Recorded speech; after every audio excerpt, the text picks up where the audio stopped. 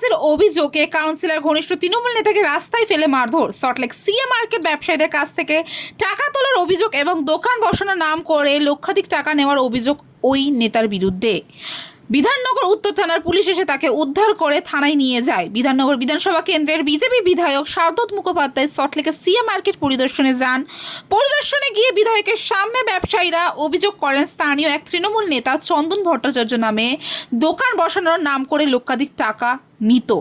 এরপরে ওই তৃণমূল নেতাকে তল্লব করে বিধায়ক, তিনি অস্বীকার করতে থাকেন। পরবর্তীতে ক্ষিপ্ত ব্যবসায়ীরা তার ওপর চড়াও হয় এবং মারধর করতে থাকে। উপস্থিত বিধাননগর থানার পুলিশ তাকে উদ্ধার করে থানায় নিয়ে যায়। এই ঘটনাকে কেন্দ্র করে উত্তপ্ত হয়ে ওঠে ওই এলাকা। ওই একই অবস্থা, পুনরাবৃত্তি, তোলাবাজির, এক্সটর্শন, ধমকি, চারিদিকে লোকে চেঁচাচ্ছে। একটু আগে আপনারা এলেন, এখন একটু শান্ত হয়েছে, এর আগের পরিবেশ আরও খারাপ ছিল, লোকে চেঁচাচ্ছে।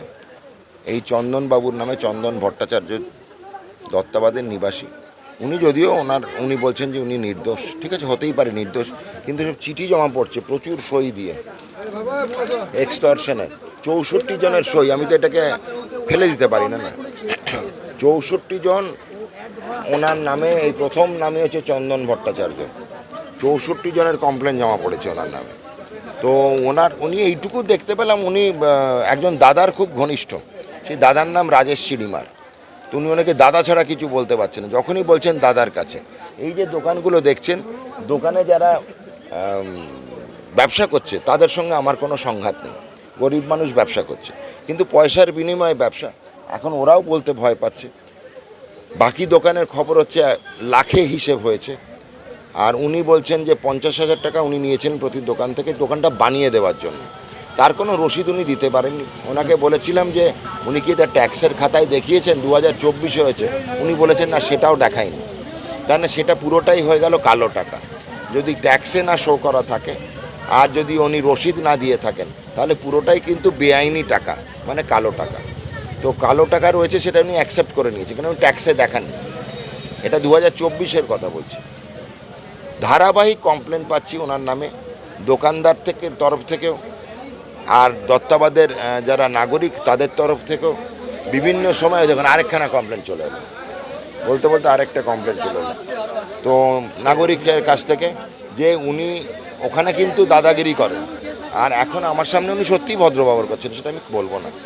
তো ওখানে এখনও চলছে ওনার প্রতাপ। উনি কদিন আগে একটা ভিডিও দেখলাম, একটি ছেলেকে চড়ও মারছেন ওখানে, এগুলো আমরা দেখতে পেলাম। তো আমরা শান্তিপূর্ণভাবেই ওনাকে জিজ্ঞাসাবাদ করছি। ভোটের হয়তো আগে পিছিয়ে হতে পারে না, উনি কিন্তু শাসক দলের ঘনিষ্ঠ ছিলেন, কেন উনি কাউন্সিলরদের দাদা হিসেবে বলেন। তো এটাও তো কাউন্সিলর একটা জনপ্রতিনিধি, তাকে দাদা, রাজেশ দা, উনি ঘনিষ্ঠ। এবং এই যে দোকানগুলো আছে সবাই বলেছে, সবাই কিন্তু ওনার নাম নিচ্ছে, মানে এই দোকানদারের সঙ্গে রাজেশ চিড়িমারের দেখা হয়নি না, এই তো সামনেই বলছি দেখা হয়নি, ওনার সঙ্গে চন্দনদার দেখা হয়েছে। ইনি হচ্ছেন মিডল ম্যান, যিনি এই দোকান বসানো, দোকান তৈরি করে দেওয়া, লোক আনা। 30 বছর যাবত ব্যবসা করছে এখানে। হ্যাঁ, এই দোকানটা তো 30 বছর যাবত ছিল না, দোকানটা পরে বৃষ্টির জল পড়ছে বলে, সে ঠিক আছে। আমি তো বলছি আপনি মহানুভব, যে বৃষ্টির জল পড়ছিল বলে আপনি এসে দোকানগুলো বানিয়ে দিলেন। ওরা আমাকে বলেছে যে ওরা আপনাকে বলেছে, আর আপনাকে ওয়ার্ক পারমিট, ওনাকে কোনো ওয়ার্ক পারমিট দেওয়া হয়নি, কোনো ওয়ার্ক পারমিট দেওয়া হয়নি। ফুটপাতের ওপর উনি এলেন অ্যান্ড দোকান বানিয়ে দিলেন। এটা আবার রাজেশবাবু ওনাকে মুখে বলে দিলেন এখানে দোকান বানিয়ে দাও, আর উনি দোকান বানিয়ে ফেললেন। তো এমন তো হতে পারে না। এটা কর্পোরেশন তো ওয়ার্ক পারমিট হবে, তো ওয়ার্ক পারমিট নেই। এটা কনস্ট্রাকশনের রুল হবে, কিভাবে কনস্ট্রাকশন হবে সেটা দেখবে, তো সেগুলো তো আমরা পাইনি। তো এই কতগুলো জিনিস আমরা পেলাম। আমি একের পর এক কমপ্লেন পাচ্ছি। আমি তো বিচারক নই, আমি ওনার সঙ্গে জিজ্ঞাসাবাদ করারও আমার এখতিয়ার নেই। তা আমি পুলিশকে ডেকেছি, পুলিশ আসুক। তো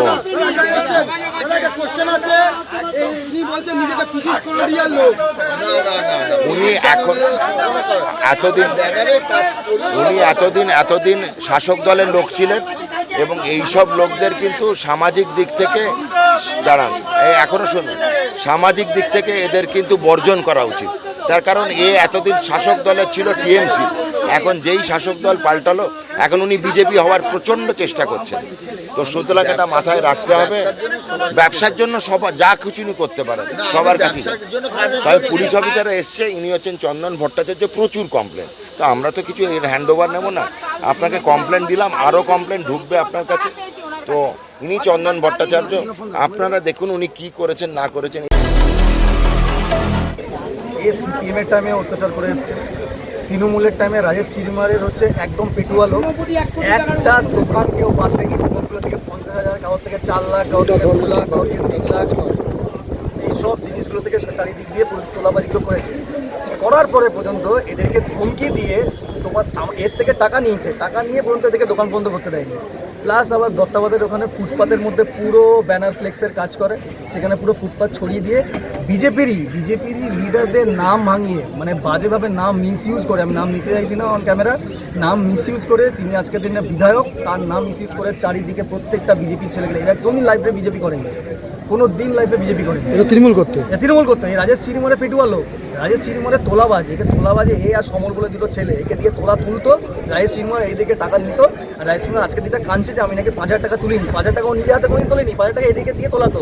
এই যে ডাস্টবিন, এখানে একটা ডাস্টবিন ছিল, এই ডাস্টবিনটা বন্ধ করে দিয়ে পুরো পার্মানেন্ট দোকান করে দিয়েছে। এখানে অর্ধেক দোকানগুলো, 3খানা দোকান পুরো তালা মারা, ভেতরের লোকের থেকে বাইরের লোকের থেকে এদের থেকে 50,000 টাকা 5,000 টাকা করে শুধু তোলাবাজি করে গেছে, শুধু লাইফে তোলাবাজি, পুরো টাকা তুলে গেছে 5 লাখ। এই দেখুন এখানকার নর্মাল লোক 5 লাখ দোকান তুলেছে, এখানে এসে ইয়ে করে দিচ্ছে। তার উপর দিয়ে রাত্রিবেলা প্রত্যেক দিন সন্ধ্যেবেলা 7টার পর 8টার পর কেউ দাদা কমপ্লেন করেছে, মদ্যপ অবস্থায় মদ খেয়ে তার বাড়িতে গিয়ে ভাঙচুর, তার বাড়িতে গিয়ে দরজা লাথি মারা, তাকে লিটারালি মারা। আজকে দেখা এরকম সন্ত্রাস করে আজকে তাকে দেখা যাচ্ছে উল্টে গণপিটুনি খাচ্ছে। হবেই তো, পাবলিকে এত রেজ কোথা থেকে আটকাবে না, আটকানো যায় নাকি? এরকম প্রচুর আছে সল্টলেকের। সল্টলেক সিএ মার্কেট থেকে ক্যামেরায় অশোক পাইকের সাথে আমি রিঙ্কি, নিউজ কলকাতা 24।